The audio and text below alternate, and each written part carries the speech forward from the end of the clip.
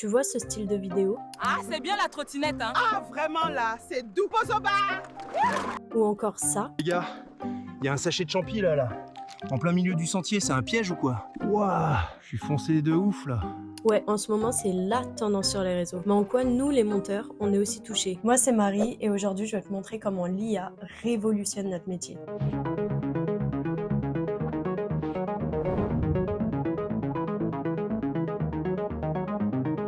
Aujourd'hui, certains outils font en quelques secondes ce qui nous prenait des heures. Ils automatisent le dérochage, génèrent des sous-titres instantanément, isolent la voix, stabilisent l'image et même créent des avatars ultra réalistes. Mais l'IA, c'est pas seulement magique, elle a aussi ses limites et parfois, ça peut faire peur.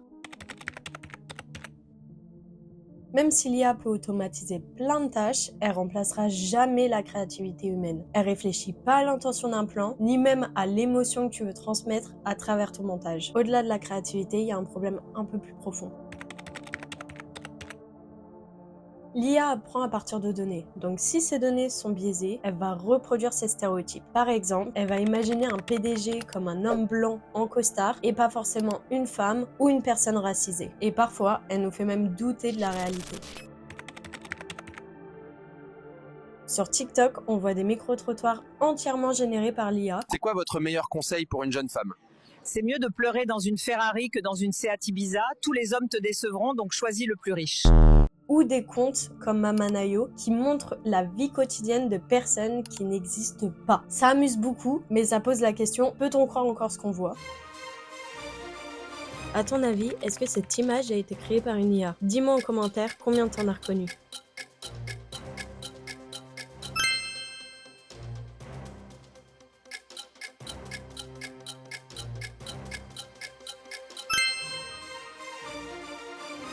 Et il y a un dernier point dont on parle encore très peu.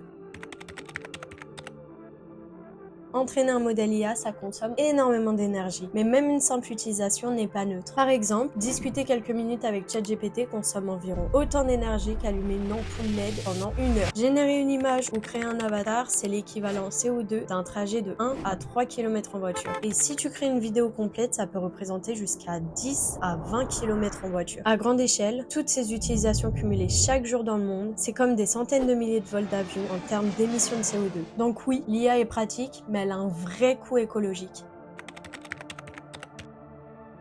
Demain, tu pourras créer une vidéo complète à partir d'un simple texte. C'est déjà ce que font Renoué, Picalapse et bientôt Sora. Les avatars seront encore plus réalistes et tu pourras personnaliser la vidéo pour chaque spectateur avec son prénom, son âge, son métier, ses goûts. Mais malgré tout, la créativité, la vision et l'émotion, ça restera toujours humain.